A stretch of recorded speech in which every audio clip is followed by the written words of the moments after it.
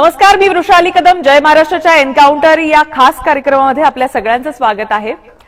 आज एन्काउंटरमध्ये कशी असामी आलेली आहे, ज्यांच्याबद्दल सांगायचं झालं तर त्यांनी कोकणामध्ये पुन्हा एकदा शिवसेना रिवाईव्ह केलेली आहे. उच्च शिक्षित, आक्रमक यट प्रॉमिसिंग म्हणून ज्यांच्याकडे पाहिलं जातं असे निलेश राणे आपल्या सोबत आहेत. खूप खूप स्वागत आहे आपलं जय महाराष्ट्रमध्ये आणि एन्काउंटरमध्ये. आता झालेल्या नगर परिषदेच्या निवडणुकांमध्ये आपण अनेकांचं पॉलिटिकल एन्काउंटर केलेलं आहे. या एन्काउंटरमध्ये आल्यावर कसं वाटतं तुम्हाला? तसं मी एन्काउंटर म्हणून बघत नाही त्या विषयाकडे. परिस्थिती जी समोर आली, परिस्थिती तशी हँडल करावी लागते. ती राजकारणात असू दे किंवा जीवनात असू दे. आणि त्या वेळेला जे करावं लागलं ते करावं लागलं. आणि त्याच्यामध्ये सर्वांच्या सहकार्याने यश मिळालं. अपयशी मिळू शकत होतं, पण लोक कन्व्हिन्स झाली की ही बाजू बरोबर आहे. आणि मी तसं भारतीय जनता पक्ष असेल, शिवसेना असेल, आम्ही एकच आहोत असं समजणारा मी व्यक्ती आहे. पण सिच्युएशन हँडल करत असताना आपण आपल्या पक्षाची बाजूही तशी घेतली पाहिजे, कार्यकर्त्यांना न्याय दिला पाहिजे. कारण का ती बघा कशी छोट्या लोकांची, गरिबांची तशी ती निवडणूक. मग जो स्टँड घ्यावा लागला तो घ्यावा लागला. तर त्याच्यामध्ये ठीक आहे, आता काही गोष्टी घडायला नको होत्या, पण ठीक आहे, आता काय करू शकतो. आता अनेक गोष्टी झालेल्या आहेत. त्यानंतर मी चव्हाण साहेबांना भेटलो, सगळ्या गोष्टी बोललो. एकत्रित आम्ही हे सगळं ह्या महायुतीच्या सगळ्या महानगरपालिकेच्या निवडणुकीमध्ये एकत्र आहोत. जिल्हा परिषद निवडणुकाही आम्ही एकत्र लढणार आहोत. म्हणून आता वातावरण तसं बिघडलं नव्हतं. सिच्युएशन होती आणि ती झाल्यानंतर आपण कुटुंब आहोत ही भावनाही महत्वाची होती, ती विसरता कामा नये. आणि म्हणून आज सगळं ओके आहे. आम्ही एकत्रित काम करतोय. नाही, नक्कीच. पण जसं तुम्ही म्हटलात की ती सिच्युएशन होती, तुम्ही त्या सिच्युएशनला म्हणून तसं रिॲक्ट केलं. पण ह्या सगळ्यामध्ये कोकण जे साधारणतः आपण पाहतो की 7:30-8 नंतर थोडंसं शांत होऊन जातं. मध्यरात्रीपर्यंत तिथं जी हलचल पाहायला मिळाली तुमच्या निमित्तानं आम्हाला ऐन निवडणुकांमध्ये की काय होतंय, म्हणजे मला असं वाटतं की लोक मध्यरात्रीपर्यंत पाहत होते की आता काय होणार, मग काय होणार. म्हणजे तो जो कोकणाकडे जो फोकस पूर्णतः तुम्ही तो इलेक्शनचा जो होता तो बऱ्यापैकी केंद्रित झालेला असं म्हणायला हरकत नाही तुमच्यामुळे. नाही, मी न्यूज व्हॅल्यूसाठी असं काय ते केलं नव्हतं. मला एक व्यवस्था थांबवायची होती आणि त्या व्यवस्था थांबवण्यासाठी ज्या गोष्टी करणं भाग होतं त्या मी केल्या. आणि तेव्हा प्रशासन होतं, त्याच्यामध्ये पोलीस स्टेशन, मी गेलो ते पोलीस स्टेशनमध्ये गेलो. त्यानंतर तक्रारी केल्या त्या निवडणूक आयोगाच्या विरोधात केल्या. मी फक्त प्रोसिजर फॉलो केली की हा टप्पा झाला, आता पुढचा टप्पा, आता ह्यानंतर हे केलं पाहिजे. कारण का कायद्याने आपल्याला ती सवलत दिली आहे. आणि एकदा जर आपल्याला सवलत दिली आहे तर आपण का नाही वापरायची ती. आणि आपण माझ्यासाठी न करता कोणाच्या तरी हिताचं करतोय. म्हणून असं वाटतं की न्यूज व्हॅल्यू त्याला किती मिळेल किंवा मी कसा त्याच्यात फ्लॅश होईल त्यापेक्षा तो विषय मला असं वाटलं की महत्वाचा होता. लॉजिकल एंड पर्यंत तुम्ही त्याला घेऊन गेलात. मात्र म्हणजे तेच वेळ काळ न पाहता किंवा ते इतकं, कारण बऱ्याचदा असं पाहिलं जातं की राजकीय नेते हे घोषणा करतात किंवा एखादा मुद्दा मांडतात, मात्र तो नंतर विरला जातो. पण तुम्ही कन्सिस्टंटली त्याच्यावर एफर्ट्स घेतलेले किंवा त्याच्यावर काम करताय, त्याला कुठेतरी न्याय देण्याचा प्रयत्न करताय असं या काळामध्ये दिसून आलं. कारण का काय आमच्यावर संस्कार तसे झालेत की एकदा एक विषय हातात घेतला की मग काही झालं तरी तो सोडायचं नाही, तो निकालापर्यंतच न्यावा लागतो. नाहीतर लोकांचा संशय असाही होऊ शकतो की हा मॅनेज झाला, असंही होतच ना. आणि म्हणून ती भावना किंवा तो पॉइंट ऑफ व्ह्यू माझ्याबद्दल होऊ नये. फक्त त्याच्यासाठीच नाही, पण आमचा स्वभाव, आमची काम करण्याची पद्धत, निवडणूक लढण्याची पद्धत आम्ही फार सिरियसली घेतो. आम्ही कुठलीही निवडणूक असली तरी ती युद्धासारखी आम्ही त्या माइंडसेटमध्ये जातो की we are in a war zone आणि युद्ध हे युद्धासारखंच लढवलं पाहिजे, नाही तर जीव जाऊ शकतो. समोरच्याकडे तलवार आहे तर मी काय अगरबत्ती घेऊन जाऊ शकत नाही आणि ती युद्धासारखीच लढवली पाहिजे.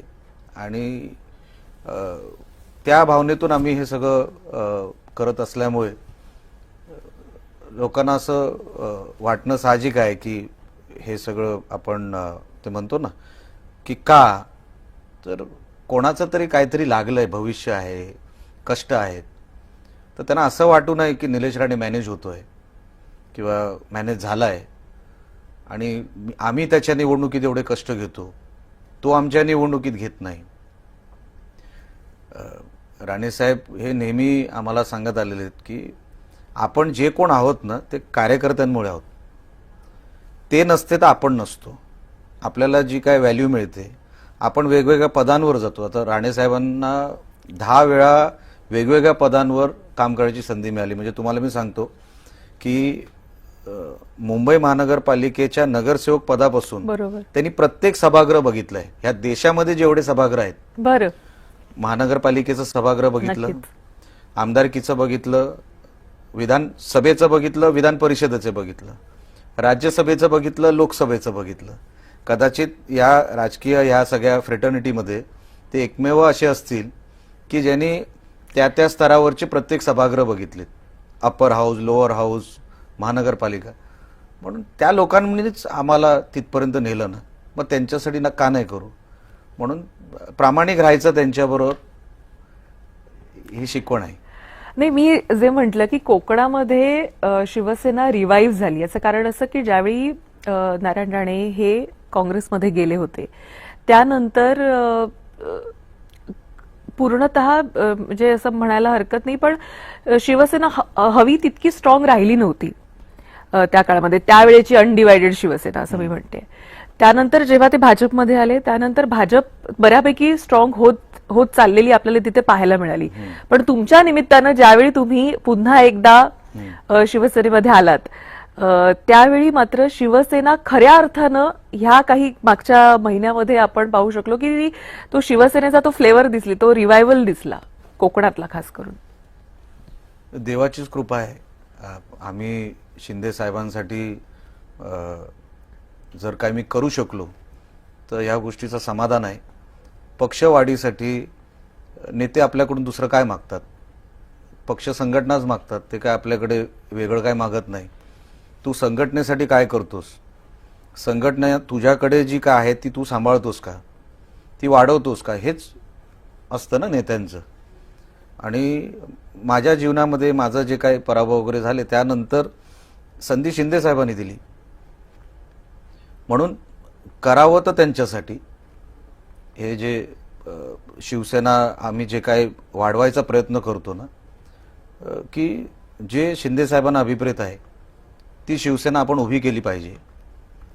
अजूनही कोकणामध्ये, तळ कोकणामध्ये असू दे किंवा जिल्ह्यांमध्ये वेगवेगळ्या कोकणाच्या, शिवसेनाच तुम्हाला प्रामुख्याने बघायला मिळेल. बरोबर. ते कुठेतरी थांबले असतील किंवा कुठेतरी कोणावर नाराज झाले असतील, पण आहे मोठ्या प्रमाणामध्ये ही संघटना. धनुष्यबाणावर अनेक वर्ष ते मतदान करून करून त्यांना ती आपुलकी, स्वर्गीय बाळासाहेबांबद्दल आपुलकी, तर त्यांना आपल्या संघटनेमध्ये परत रिवाईव्ह करून आणणं. आणि आपण पण कोणापेक्षा कमी नाही, ही जी शिवसेनेमध्ये मी नेहमी एक पद्धत बघितली. आम्ही लहानाचे मोठे शिवसेनेत झालो, बाळासाहेबांची भाषणं ऐकत ऐकत मोठे झालो. अनेक दौरे, तेव्हा काही सस्पेन्शनच्या गाड्या वगैरे नसायच्या, तेव्हा पाट्यांवरच्या गाड्या असायच्या. तेव्हा पण बाळासाहेबांच्या मागे 100 गाड्या महाराष्ट्राच्या कानाकोपऱ्यापर्यंत निघायच्या. काय नाही, तेव्हा आई अशी बटाट्याची भाजी आणि काही चपात्या, ते कुठेतरी दौरा जिथे साहेब स्टेजवर चढले तर आम्ही कुठेतरी गाडी, तेव्हा मारुती 800 वगैरे अशाच गाड्या असायच्या. बरोबर. म्हणजे एक शिवसेनेबद्दल वेड आहे. पण जो शिवसेनेत येतो ना त्याला ते वेड कळतं, जो बाहेर असतो ना त्याला असं वेड कळत नाही की शिवसेनेचं एवढं वेड का. माणूस शिवसेनेत आल्यानंतर जेवढा वेडा होऊ शकतो किंवा वेड्यासारखं काम करू शकतो ना, वेडा म्हणण्यापेक्षा ते पक्ष संघटनेसाठी, की मग ते आपल्याला मनापासून ते करावं असं वाटतं. आणि म्हणून जसं तुम्ही प्रश्न विचारलात की ही रिवाईव्ह झाली वगैरे, जर मी ते करू शकलो काही प्रमाणामध्ये तर मी स्वतःला लकी समजीन की हे सगळं मी काही प्रमाणात तरी मी करू शकलो. अजून भरपूर काम करायचं आहे, अजून भरपूर शिवसेनेला मोठं करायचंय. आहेच मोठी, तर अजून कुठे वाढवता येईल हा प्रयत्न आमचा नेहमी राहतो. बरं, ह्या कामगिरीची पोचपावती पण लगेच तुम्हाला मिळाली आणि आता तुमच्याकडे मोठी जबाबदारी देण्यात आलेली आहे मुंबई महानगरपालिकेच्या निमित्तानं की बीएमसी मध्ये, जिथे मुंबई हार्टलँड ज्याला मानलं जातं, जिथे बहुसंख्य मुंबईकर बसलेला आहे, मराठी माणूस बसलेला आहे, कोकणी माणूस बसलेला आहे, तिथं लक्ष देऊन तिथं सर्वाधिक जागा शिवसेनेच्या निवडून आणणं. आपण अनेक ठिकाणी फिरताय मुंबईमध्ये, काय सेन्स करताय, काय बस जाणवतोय आपल्याला? मुंबईमध्ये खास करून मी वरळी, शिवडी, भांडूप, विक्रोळी, वडाळा, चेंबूर ह्या परिसरामध्ये जे काय मी बघितलं, मला असं दिसलं की उभाटा आणि मनसेनेची जी काही युती झाली आहे त्यांनी हत्यार टाकलेत. असं कुठेही त्यांचा कार्यकर्ता, आता जिथे आदित्यजींचा मतदारसंघ आहे तिथे मी काम करतो अनेक दिवसांपासून, पण असं कुठेही जाणवलं नाही की हा ठाकरेंचा मतदारसंघ आहे. एक तर लुक पण तसा नव्हता, झोपडपट्ट्या वगैरे, म्हणजे 2 टर्म आमदार असून सुद्धा त्या मतदारसंघात तशी काही छाप पाडू शकले नाहीत. ते कार्यकर्त्यांचं जाळं बांधू शकले नाहीत. ते जे जाळं आहे ते इकडे आलेलं आहे मोठ्या प्रमाणामध्ये. जे राहिलेले आहेत ते काहीतरी ऑब्जेक्टिव्हमुळे राहिलेले आहेत. ते संध्याकाळी फोन करतात, असे कॉन्टॅक्टमध्ये असतात. तर जे जाळं बघायला, शिवडी जिथे शिवसेनेला जेव्हा म्हणजे आपण पूर्वीच्या काळात जी काही ही होती संघटना, शिवडी आणि त्या परिसरामध्ये मराठी माणूस मोठ्या प्रमाणात होता. नक्कीच. आणि मोठ्या प्रमाणामध्ये त्यांच्या मागे होता. पण आज तसा दिसत नाही. गटबाजी, ठाकरेंबद्दलचा राग, त्यांचा स्वभाव, त्यांनी जे काही म्हणजे त्यांना वाटायचं की आता बघा सगळी राजेशाही वगैरे संपली हो, आता आपण सगळे एक आहोत, एका लेवलवर आहोत. तुम्ही कोणतरी स्पेशल नाही आहे आणि मी दुय्यम दर्जाचा नाही आहे, तुम्ही एक दर्जाचा आणि मी दुय्यम दर्जाचा, ही जी समज ठाकरे स्वतःला जे समजतात ना की आम्ही कोणतरी मोठे आहोत, असं नाही आहे.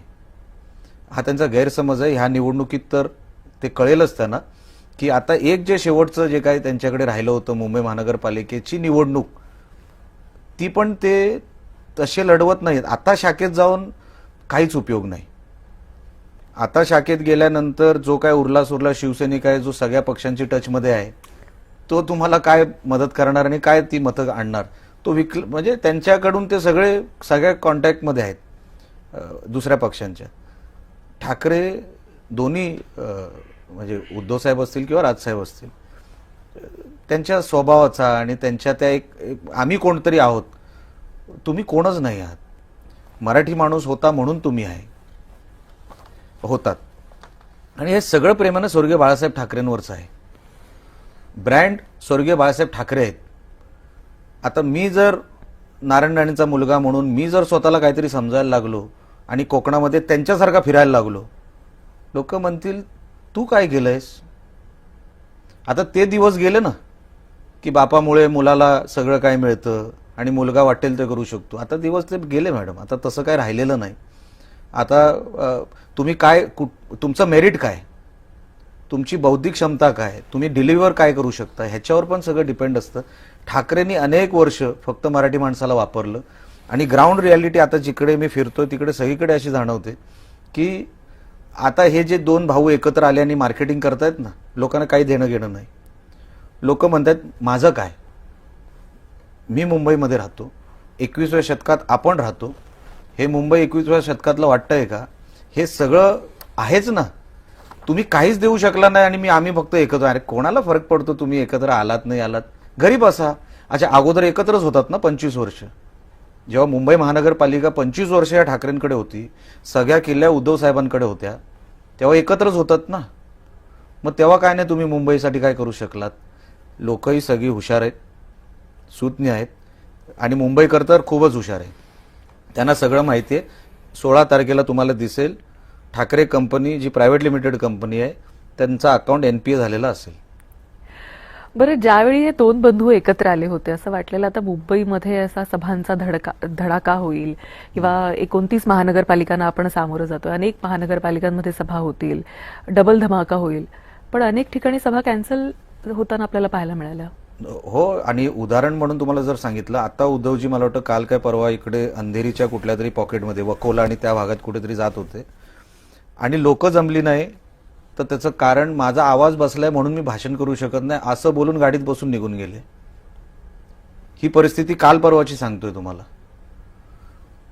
जे त्यांच्या पहिल्या पत्रकार परिषदेनंतर वाटलं होतं, म्हणून मी पहिला मागच्या प्रश्नाचं उत्तर देताना आपल्याला म्हटलं की ह्यांनी हत्यार टाकले. ह्यांना जसं वाटत होतं ना, त्यांनाही कळलं असेल, त्यांनाही रिपोर्ट आले असतील की मुंबई गेली तुमच्या हातातून, कारण का तुम्ही मुंबईला फक्त उदरनिर्वाहाचं साधन म्हणून बघत होतात. त्याच्या पलीकडे तुम्ही मुंबईला तसं काहीच दिलं नाही. आणि जेव्हा लक्षात आलं की आता निवडणूक हातातून गेली तर पैसे का उडवायचे, सभांमध्ये वगैरे हे का खर्च करायचा. ठाकरे बंधू तसे किंवा ठाकरे कुटुंब हे दोघं उद्धव साहेब आणि राजसाहेब तसे कोणाला असं काय फायदा होईल असं काय करणार नाही. तो कार्यकर्ता त्यांचा असला तरी ते बघणार आहे. एवढे ही गाडी घेतली, अच्छा हातात घड्याळ असं अमुक वगैरे ब्रँडेड, तर तेवढं ते कार्यकर्त्यांसाठी करतील असं नाही. निवडणूक हातातून गेली हे कळल्यानंतर त्या लोकांनी हत्यार टाकले. त्यांची तिसरी पिढी जी आहे ठाकरेंची, आदित्य ठाकरे आणि अमित ठाकरे आता एकत्र फिरताना आपल्याला दिसत आहेत. एकत्र त्यांनी प्रेझेंटेशन केलं होतं, पाहिलेलं का आपण? तेच प्रेझेंटेशन ना जिथे अमितजी विसरत होते काय बोलायचं, तेच ना, असं काहीतरी होतं. तीच प्रेझेंटेशन ना, तसंच काहीतरी होतं ना. मी विचारतोय तुम्हाला, मला माहित नाही. तेच म्हणताय ना आपण की ते कुठे लिंक लागत नव्हती त्यांची. एक अमुक बोलायचा मग दुसरा अमुक बोलायचा. बघा, मी आपल्याला सांगतो, मी काय मोठा हुशार किंवा फार मोठा बॅरिस्टर नाही, पण मी सगळे उन्हाळे पावसाळे बघितलेला माणूस आहे. ह्या दोघांना जेवढी मेहनत करावी लागेल ना, ते नाहीतर स्वतःला रोज अडचणीत टाकत राहणार. नॉलेज नाही, ठरल्याप्रमाणे ते जे काही गोष्टी बोलत असतील ना, अजूनपर्यंत त्यांना इम्प्लिमेंटेशन माहीत नाही. ठाकरे बोलले आणि निघून गेले, ते अजूनही त्या माइंडसेटमध्ये आहेत. इम्प्लिमेंटेशन जेव्हा करावं लागतं, प्रशासन, शासन, ब्युरोक्रेसी, ॲडमिनिस्ट्रेशन, ज्युडिशरी, जेव्हा चारी बाजूनी तुम्हाला घेरतात इव्हन कामासाठी, असं नाही की तुम्ही कुठल्या केसमध्ये अडकलात म्हणून, पण कामासाठी पण तुम्हाला जे करावं लागतं ना, अजूनपर्यंत त्यांना नॉलेज नाही. ते शिकून घ्यायची मानसिकता नाही. ते ज्या दिवशी शिकतील आणि त्यांना इम्प्लिमेंटेशन कळेल की आपण जे बोलतो, आता जसं ते कोस्टल रोडचं बोलतात, मी तुम्हाला जाणीवपूर्वक सांगतो की कोस्टल रोड सन्माननीय फडणवीस साहेब मुख्यमंत्री होते, उद्धवजी कुठल्याही शासकीय पदावर नव्हते, तरी देवेंद्र फडणवीस साहेबांचा मोठेपणा बघा. त्यांनी सांगितलं की उद्धवजींना त्याचं भूमिपूजन करू द्या. खरं तर अधिकार हा सन्माननीय फडणवीस साहेबांचा आहे, मुख्यमंत्र्यांनी, ते तेव्हा मुख्यमंत्री तेव्हाही होते.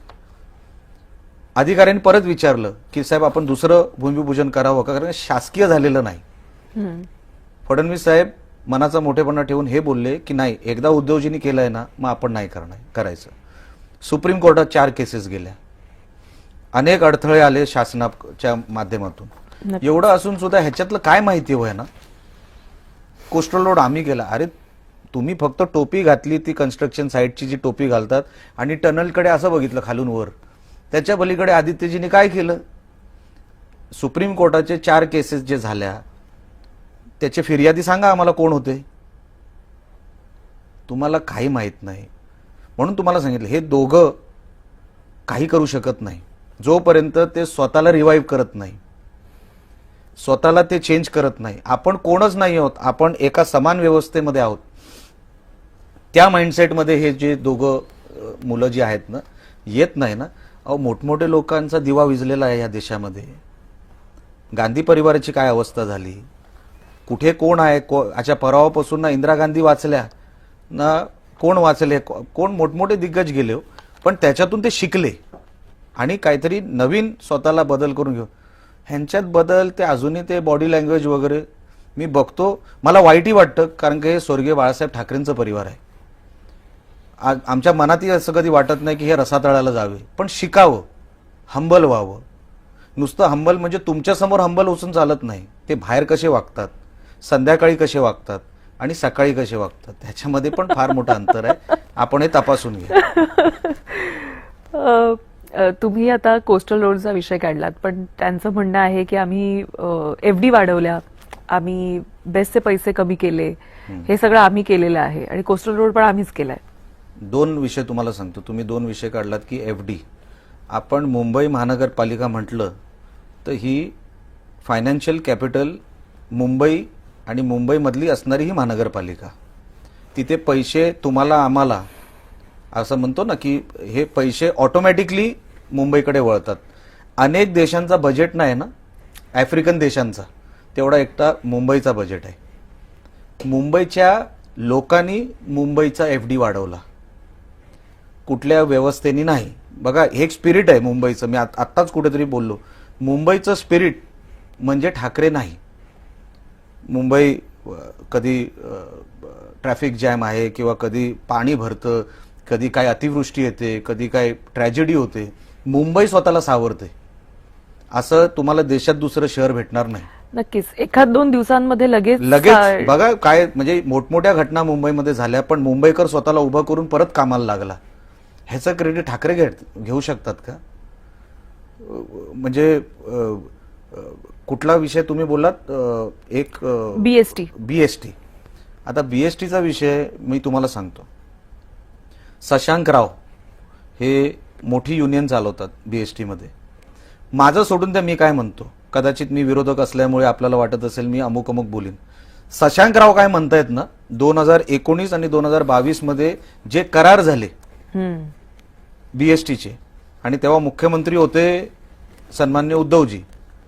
आता उद्धव साहेब मुख्यमंत्री असताना जे करार झाले सगळे कॉन्ट्रॅक्च्युअल झाले. आता कॉन्ट्रॅक्च्युअल जेव्हा तुम्ही करार करता म्हणजे तुमच्याकडे आता काही राहिलेलं नाही. बीएसटी तुम्ही ऑलरेडी कॉन्ट्रॅक्टवर देऊन टाकलेली आहे, ते करार ऑलरेडी झालेले आहेत. मग उद्धवजी आपण का केलं? उद्या जर काय गडबड झाली तर कॉन्ट्रॅक्च्युअल ते अग्रीमेंट पुढे करणार, म्हणजे तुम्ही कामगारांची पण वाट लावली. तुम्ही बीएसटी रस्त्यावर फिरणार नाही, मेंटेनन्स होणार नाही, ह्याची व्यवस्था तुम्ही केली मुख्यमंत्री असताना, आणि आज तुम्ही बीएसटीचं नाव घेताय. हे मी सांगत नाही, हे वेगवेगळ्या कामगार युनियन सांगतायत की 2019 आणि 22 मध्येच हे सगळे करार झाले, आणि ह्या करारामध्ये किती फ्लॉ आहेत, किती अडचणी आहेत, आणि उद्या कामगार देशोधडीला कसा जाऊ शकतो हे सगळं सांगण्याचं काम त्या लोकांनी म्हणजे वेगवेगळ्या कामगार युनियन घेत आहेत, सांगतायत.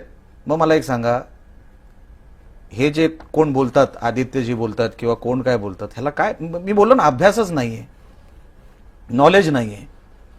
त्यांनी सांगितलं आम्ही बहिणींना म्हणजे महिलांना 1500 रुपये आम्ही देऊ. मुळात एक स्कीम चालू असताना दुसरी स्कीम आपण इम्प्लिमेंट करू शकत. जे लाडकी बहिणींना विरोध करत होते ना त्या स्कीमसाठी, आता ते स्वतः त्यांना माहिती द्यायचीच नाही, त्यांचं सत्ताच येणार नाही. जेव्हा त्यांचं सरकारच येणार नाही मुंबई महानगरपालिकेमध्ये, ते 1500 बोलू दे किंवा 15,000 बोलू दे. राहुल गांधी नाही का बिहारला बोलत होता, 10,000 देणार, मग आली सरकार, त्यांचं सरकार नाही ना आलं. हे काय म्हणतात ना, म्हणून मी आपल्याला मॅडम सांगितलं की ह्यांनी मुंबईकरांनी मूड बनवलाय की ठाकरे काही बोलू दे. आता इमोशनल तुम्ही करायचा प्रयत्न करताय, मुंबईकर यावेळेस होणार नाही. घरातले अनेक व्हिडिओज आपण पाहिले एकत्र, काय फरक पडतो, चहापानाचे वगैरे असे इमोशनल. त्यांचं म्हणणं आहे की आता 20 वर्षानंतर 2 ठाकरे एकत्र आलेले आहेत, त्यामुळे मुंबईकरांना हेच हवंय, आणि ते मुंबईकरांसाठी एकत्र आलेत. अरे वा, मराठीसाठी एकत्र आलेत. कसं पाहता याच्याकडे? नाहीतर काय वाटोळच झालं असतं ना जरी आले नसते तर, असं म्हणायचंय का त्यांना? मी म्हणून सांगितलं, ठाकरे अजूनपर्यंत त्या माइंडसेटमधून बाहेर येत नाहीये की आपण कोणतरी आहोत. एवढं लक्ष तुमच्यावर कोण देत नाही. मुंबईकर तुमचा काय तसा विचार करत नाही.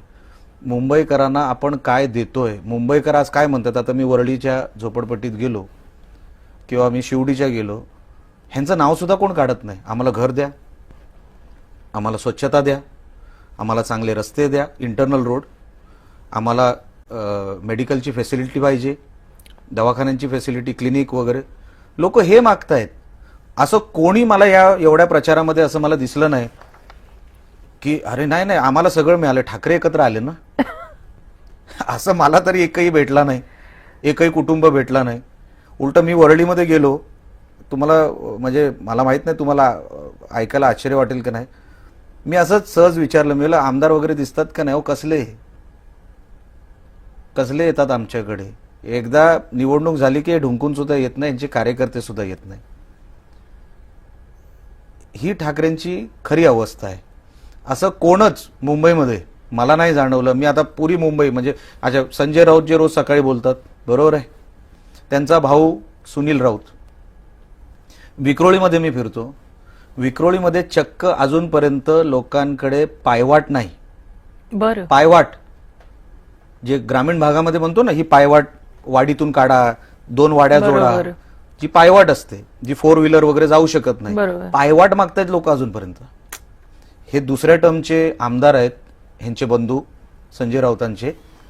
तुम्ही एवढी बडबड करता हो सकाळी 9 वाजता उठून, काम का नाही करत. लोक अक्षरशः म्हटले, म्हणजे काल परवा पण मी होतो, की काही झालं तरी आम्हाला सुनील राऊत यांना धडा शिकवायचा आहे. मला काहीच बोलावं लागलं नाही, मी त्यांचं नाव देखील घेत नाही प्रचार सभेमध्ये. पण आता जर लोकांनी मूड बनवलाय की या ठाकरेंची जिरवायची, या राऊतांची जिरवायची, त्याच्यात ही चूक तुमची आहे ना. तुम्ही स्वतःला ब्रँड का समजताय. अहो खाली आज नाही आलात तर लोक तर 100% यांना आपटणार आहेत. ह्यांना आहे तशी परिस्थिती जर कळली नाही तर अंधारच आहे ना यांच्यासाठी. दुसरं काय सांगू मी. बरं, म्हणजे आजही मुंबईमधल्या अनेक वस्त्या ज्या आहेत त्या बेसिक सुविधांपासून वंचित असं तुम्ही Yes, म्हणताय. yes. आणि गेली 25 वर्ष यांच्याकडे मुंबई महानगरपालिका आहे आणि त्यांचं म्हणणं आहे की आम्ही अनेक गोष्टी परिवर्तन केलेलं आहे मुंबईचं, आणि मुंबईतला मराठी माणूस जर आता वाचवायचा असेल तर पुन्हा एकदा त्यांना संधी द्यावी असं त्यांचं म्हणणं आहे मराठी माणसासाठी. म्हणजे आता काय मराठी माणसाला मारायचंच आहे की काय. 25 वर्ष तुम्ही मराठी माणसाला हद्दपारी दिली. तो बदलापूरला गेला, वेगवेगळ्या मुंबईच्या बाहेर गेला वेगवेगळ्या ठिकाणी, आणि आता जे काय राहिलेत मराठी माणसं, त्यांना तुम्ही आता नेमकं काय करायचं ठरवलंय. अच्छा मराठी माणूस काय मागतो हे तरी एकदा विचारा. मी परवा बीडीडी चाळीत गेलो होतो, वरळीच्या जिजामाता नगर वगैरे, शिवडीनगर, काय मागतायत लोक. बिचारे घर मागतायत. आज जे सगळे जे काय सेटलमेंट आहेत ना, सेटलमेंट म्हणजे ज्याला आपण एग्रीमेंट विथ बिल्डर बरोबर. आणि झोपडपट्ट्यांमध्ये SRA मध्ये वगैरे जे काय राहतात, ते काय मागतात एकदा जरा ठाकरेंना जाऊन विचारायला सांगा. नुसतं शाखेत जाऊन होत नसतं. शाखाही तुमचीच आहे, तुमचेच 4 तुमचे लोक तुम्हालाच येऊन भेटणार आहेत. सामान्य लोकांना का नाही भेटत तुम्ही. सामान्य लोक तुम्हाला येऊन कधी भेटणार आहेत. शाखेमध्ये तुमचीच लोक भेटणार आहेत तुम्हाला. हे सामान्य माणसाला भेटू शकत नाही.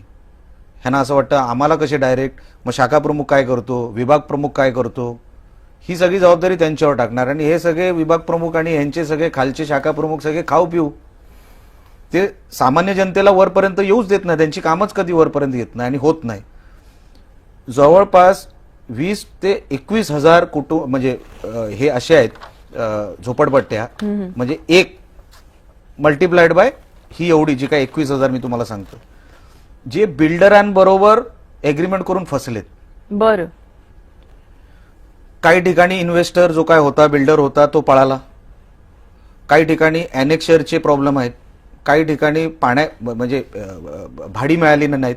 बिल्डर बरोबर करार झाला, त्यांनी अमुक ठिकाणी शिफ्ट केलं, पण शिफ्टिंगचे पैसे दिले नाहीत. बरोबर. आता जर ही सगळी 21,000 22,000 जी काही कुटुंब आहेत, ह्यांचं तुम्हाला काही घेणं देणं नाही. तुम्ही कसल्या ह्या काय बाता मारता तुम्ही, आम्ही एकत्र आलो. कोण भीक घालतो तुम्ही एकत्र आलात किंवा नाही आलात. मला वाईट या गोष्टीचं वाटतं. हे मराठी माणसं आहेत. बीडीडी चाळीमध्ये, जिजामाता नगरमध्ये, ही सगळी कंपाऊंडमध्ये सगळी मराठी माणसं आहेत.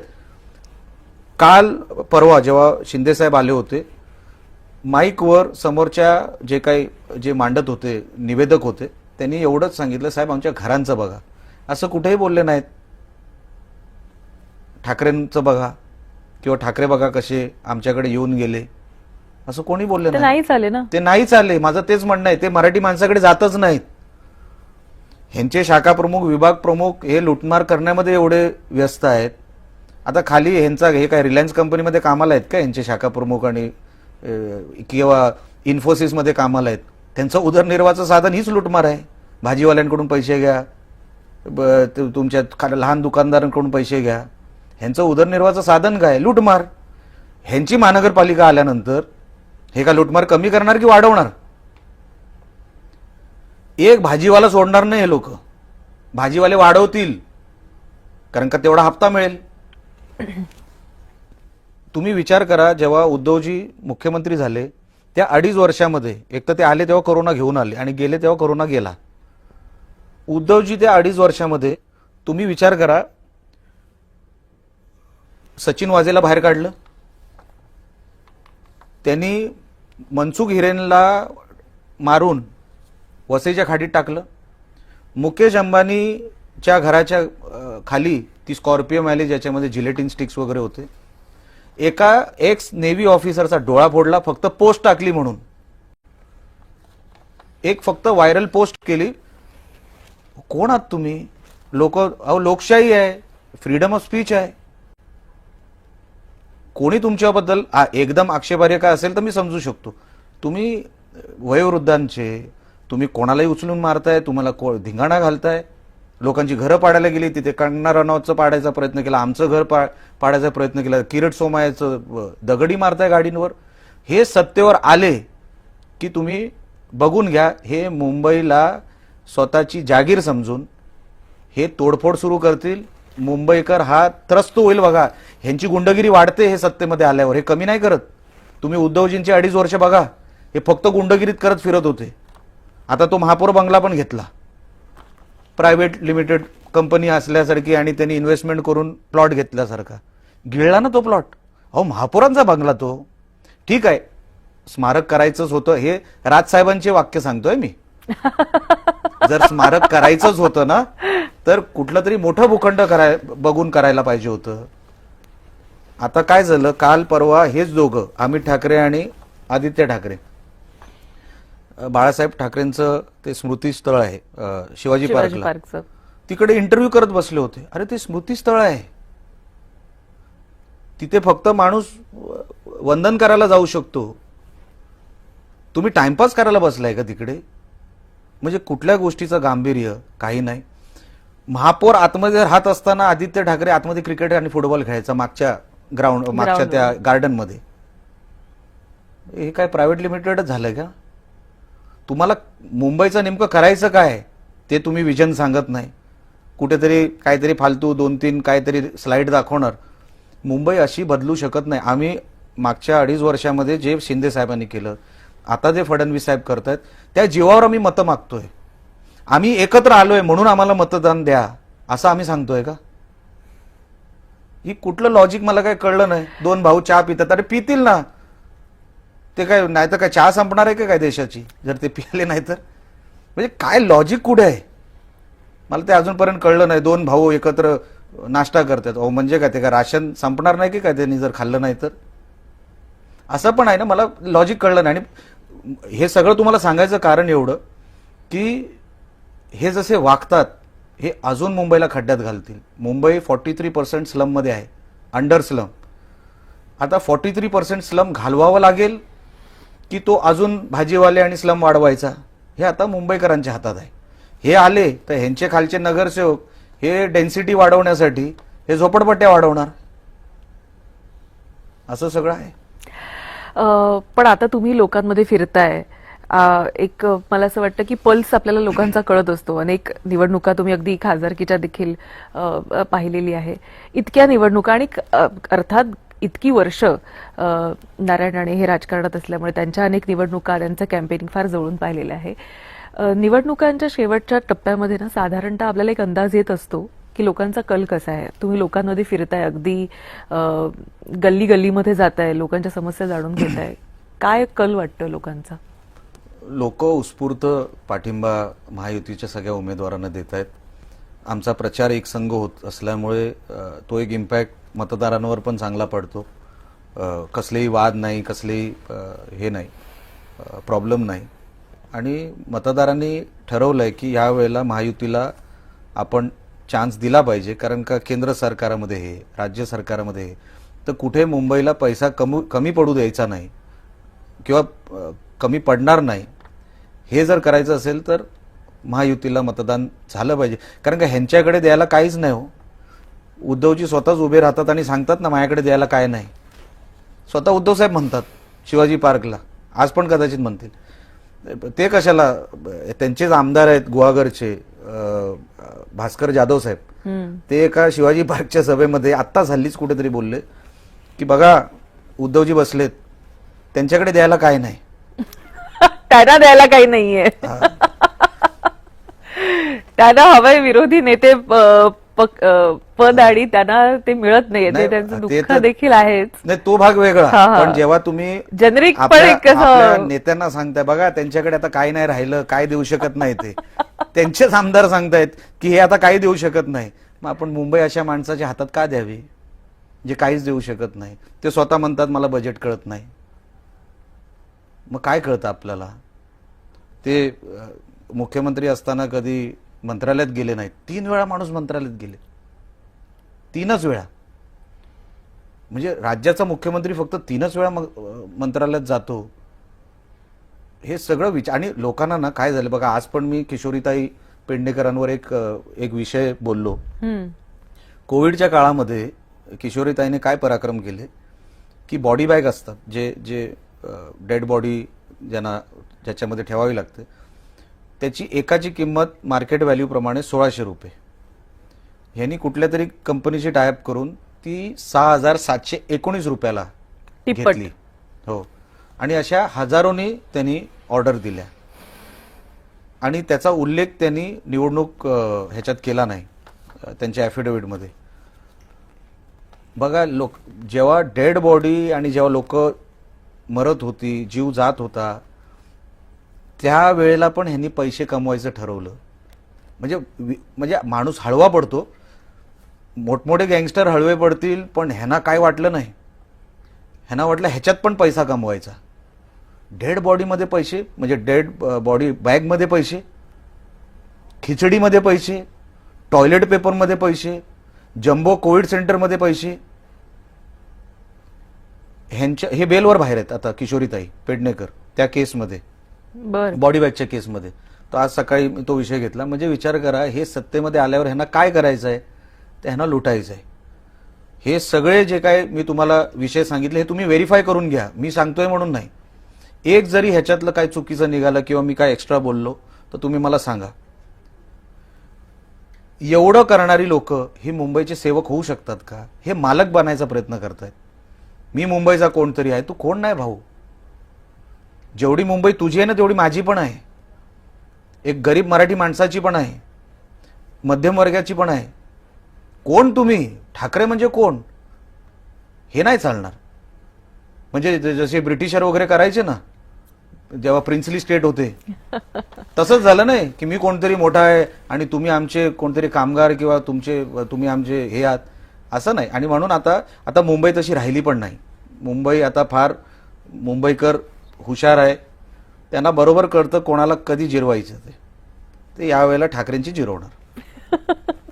बरं, मला एक सांगा, आता तुम्ही जेव्हा लोकांसमोर जाताय, तुम्ही असे कुठले 3 मुद्दे सांगाल की या निवडणुकीमध्ये जर लोकांनी तुम्हाला मतदान केलं तर हे 3 मुद्दे घेऊन तुम्ही लोकांना प्रॉमिस करताय की हे तुम्ही मुंबईकरांना द्याल? बघा, आमचा जाहीरनामा उद्या किंवा परवापर्यंत येतोय. त्याच्यामध्ये स्पेसिफाईड म्हणजे हाऊसिंगला काय, SRA मध्ये काय, रोड्स, इलेक्ट्रिफिकेशन आणि बाकीचे जे सगळे मॅनिफेस्टोमध्ये येतात ते सगळे मॅनिफेस्टोमध्ये आम्ही ते विषय उद्या किंवा परवापर्यंत मुंबईसाठी बाहेर पडतील. आणि जर तुम्हाला आठवत असेल, आम्ही जेव्हा विधानसभेला पण उभं होतो आणि लोकसभेला पण उभं होतो, आम्ही मॅनिफेस्टो फॉलो करणारी लोक की हा विषय झाला, तो विषय झाला, आता मेन ट्रॅफिकचा विषय आहे, उर्वरित इन्फ्रास्ट्रक्चर आहे, अनेक जोड रस्ते, रिंग रोड मुंबईला गरज आहे. कारण का मुंबई आता किती जरी तुम्ही मधून रस्ते काढायचा प्रयत्न केला तसा अशक्य आहे. झोपडपट्टीचा फार मोठा प्रश्न आहे, पाण्याचा फार मोठा प्रश्न आहे. वरच्या म्हणजे मला वाटतं जे भांडूप आणि त्या भागातली जी काही अनेक ठिकाणं आहेत बरोबर आहे. तिथे तर ते लोकवस्तीच्या स्टँडर्ड ऑफ लिव्हिंगचा प्रश्न आहे. स्टँडर्ड ऑफ लिव्हिंगचा प्रश्न आहे, बेसिक स्टँडर्ड ऑफ लिव्हिंगचा प्रश्न आहे. तर हे सगळे विषय ज्यांच्याकडे देण्याची क्षमता आहे अशाच लोकांनी निवडून दिलं पाहिजे. विषय भरपूर आहेत मुंबईचे.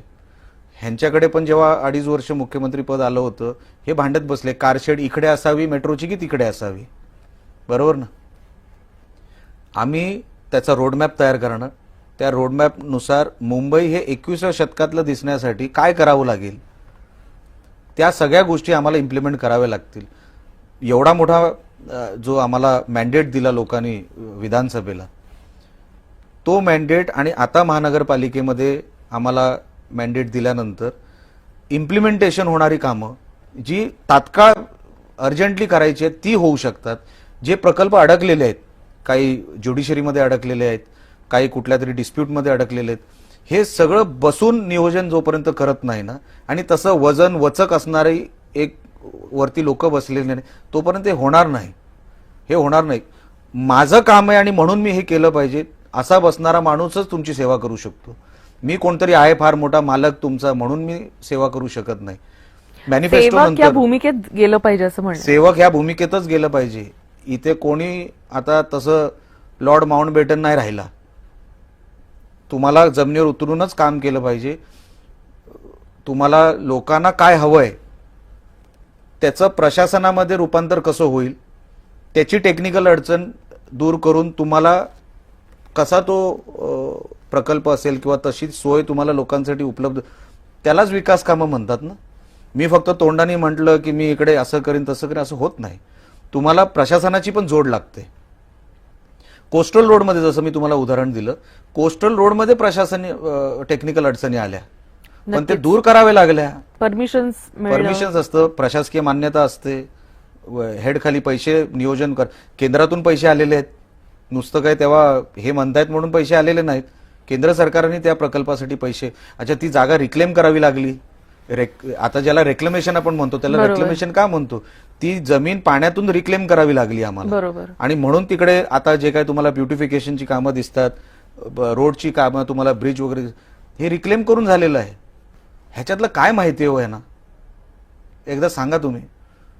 म्हणून एकदा मुंबईकरांनी विचार त्यांनी केलाच असेल की यावेळेस महायुतीच्या सर्व उमेदवारांना आपण निवडून द्यायचं आहे. पण ते तसं झालं तरच ह्या सगळ्या गोष्टी, नाही तर हे लुटमार सुरू करतील, मुंबईला अजून 25 वर्ष मागे ढकलतील. या पलीकडे काही नाही. मला असं वाटतं की तुमचं पण एक विजन आहे मुंबईला घेऊन. अनेक मुद्दे तुम्ही फार खोलात जाऊन मांडता. अभ्यासू वृत्ती तुमची नक्कीच या आधी देखील आम्ही पाहिलेली आहे आणि या विषयांच्या मांडणीमधून देखील ती अधिक अधोरेखित झाली असं म्हणायला हरकत नाही. आता आपण अनेक लोकांना भेटताय, गल्ली बोळ्यात जाताय, त्यांच्या समस्या जाणून घेताय आणि तुमचं म्हणणं आहे की तुमचं सरकार म्हणजे ज्यावेळी महायुतीचं सरकार येईल, तुम्हाला अपेक्षा आहे की ते येईल, तुम्ही ठासून सांगताय की येणार आहे तुमचं सरकार. महापौर कोणाचा बसणार तेही सांगून टाका ठासून. मी त्या वरच्या नेत्यांच्या फळीमध्ये नाही.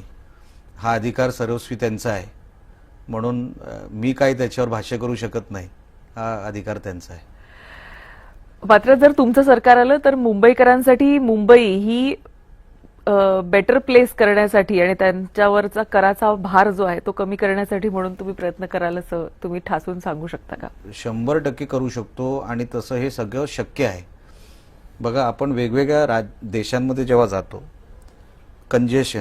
ते कंजेशनवर पण टॅक्स लावणारे लंडनसारखं शहर आहे, पण त्यांना ते द्यावंसं का वाटतं? कारण का बाकी सगळं त्यांची व्यवस्था आहे म्हणून त्यांना कंजेशन टॅक्स द्यायला काही वाटत नाही. ठराविक वेळेनंतर तुम्ही लंडनमध्ये आलात तर तुम्हाला आजही कंजेशन टॅक्स द्यावा लागतो लंडनमध्ये. पण तो का द्यावा मी असंच विचारलं तिकडच्या स्थानिकांना. त्यांना काय वाटत नाही, कारण का त्यांना त्यांच्या बाकीच्या व्यवस्थेमध्ये ते एवढे खुश आहेत की ठराविक टॅक्स आमच्यावर आला म्हणून काय आमची काय हरकत आहे असातला भाग नाही, पण तो टॅक्स नसावा आमचं असं म्हणणं आहे. लंडन वेगळं आहे, मुंबई वेगळं आहे. हे सगळं जे काय टॅक्सेशन आहे ते आटोक्यात आणू शकतो आपण. टॅक्सेशन बघा, मी स्वतः फायनान्सचा विद्यार्थी असल्यामुळे माझा हा आवडतीचा विषय आहे फायनान्स. म्हणजे मी बजेट, देशाचा बजेट असू दे किंवा राज्याचा बजेट असू दे किंवा इकॉनॉमिक सर्व्हे ऑफ इंडिया म्हणूनच मी असू दे. कराचा विषय हा जाणीवपूर्वक हा, या कारण ठिकाणी का मांडला. हे सगळं होऊ शकतं. तुम्हाला एका बाजूला इन्कम तुम्ही वाढवलं, एका बाजूला तुम्ही एक्सपेंडिचर कमी केलं, तर तशी तुम्हाला लोकांवर टॅक्सचं बर्डन टाकणं हे तुम्हाला पर्याय नाही म्हणून तुम्ही ते टाकता ना. जर तुम्हाला इन्कम सापडलं, एक्सपेंडिचर कमी झालं, तर तुम्ही टॅक्सचं बर्डन का टाकाल लोकांवर? मग तुम्हाला इन्कम मधूनच ते जनरेट होत आहे.